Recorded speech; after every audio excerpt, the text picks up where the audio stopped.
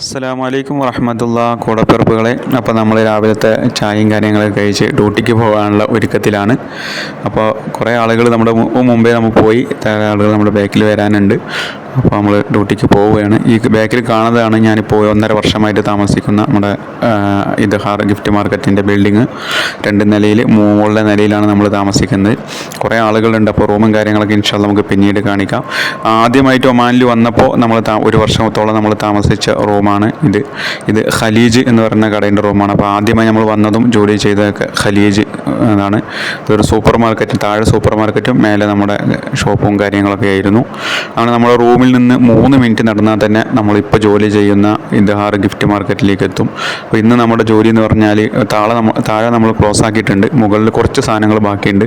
അപ്പോൾ അതെല്ലാം ലിഫ്റ്റിൽ താഴെ കൊണ്ടുവന്ന് താഴെ അത് നല്ല വൃത്തിയായിട്ട് അടുക്കി വെക്കുക എന്നുള്ളതാണ് ഇന്നത്തെ നമ്മുടെ ജോലി.